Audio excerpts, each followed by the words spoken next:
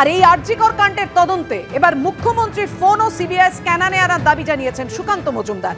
পুরো স্বাস্থ্য ব্যবস্থা একটি দুষ্ট চক্র চালাচ্ছে। বাংলার মানুষ দেখতে চায় স্বাস্থ্যমন্ত্রীর বাড়িতেও যাক সিবিআই। মন্তব্য বিজেপি রাজ্য সভাপতি সুকান্ত মজুমদারের।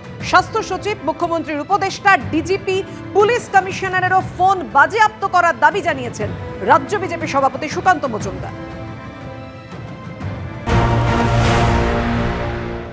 আমার বিশ্বাস সিবিআই এই তদন্তের মধ্যে দিয়ে বাংলার স্বাস্থ্য ব্যবস্থায় যে ঘুণটা ধরেছে, বাংলার স্বাস্থ্য ব্যবস্থা অস্বাস্থ্যকর হয়ে গেছে, তাকে ঠিক করার দিকে সামনের দিকে অগ্রসর হবে।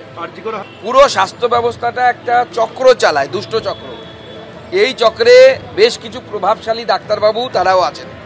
আপনারা বললেন যে ডাক্তার সোমের বাড়িতে সিবিআই তদন্ত করছে বা রেড করছে, বলা ভালো।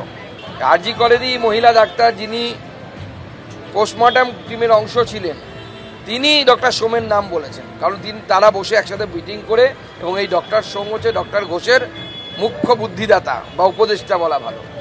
তো সবাই মিলেই ডুববে, চিন্তা নেই। আমরা চাইছি, আমরা বাংলার মানুষ দেখতে চাইছে কবে বাংলার স্বাস্থ্যমন্ত্রীর বাড়িতে সিবিআই ঢুকে এইভাবে রেড করবে। যারা যারা যুক্ত দুর্নীতিতে এবং চক্র চালানোতে, তাদের সবার বাড়িতে সিবিআই পৌঁছবে, এটাই তো স্বাভাবিক।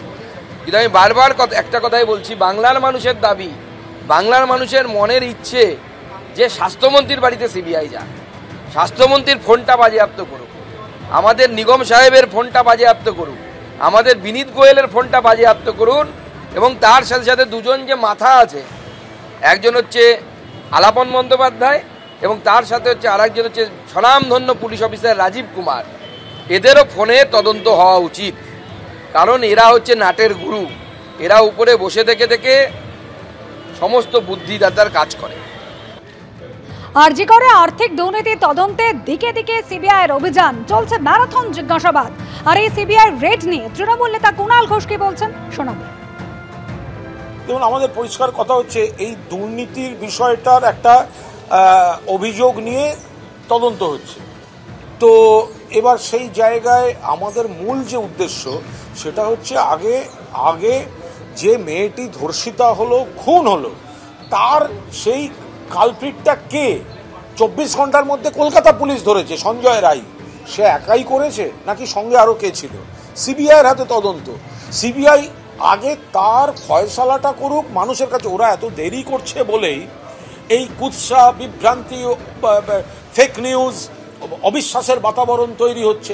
এখন আবার দুর্নীতির বিষয় নিয়ে তদন্ত আসছে। 100 বার হোক, দুর্নীতি থাকলে তদন্ত হোক, কিন্তু মূল যেটা ধর্ষণ এবং খুন, সেটার আগে তো ফয়সালা করবে সিবিআই। আমরা তো তার উত্তরটা চাই। আরজিকরে চিকিৎসককে ধর্ষণ, খুনের পাশাপাশি যাবতীয় আর্থিক দুর্নীতি আরজিকর হাসপাতালে যে অভিযোগ এসছে, তার তদন্ত সিবিআই। আজকে সকাল থেকে সিবিআইয়ের তৎপরতা একেবারে তুঙ্গে। তা নিয়ে কি বলেছেন অধীর রঞ্জন চৌধুরী, রাখবো আপনাদের সামনে। 1400 জায়গায় সিবিআই তল্লাশি করতে পারে, কিন্তু আমরা সত্য জানতে চাই। নিহত চিকিৎসকের পরিবার যা জানতে চাইছে, সেই দাবির পূরণে এখনো পর্যন্ত তদন্তকারী সকলেই ব্যর্থ হয়েছে। সে রাজ্যই হোক, সে কেন্দ্রের সিবিআই হোক। স্বাভাবিক কারণেই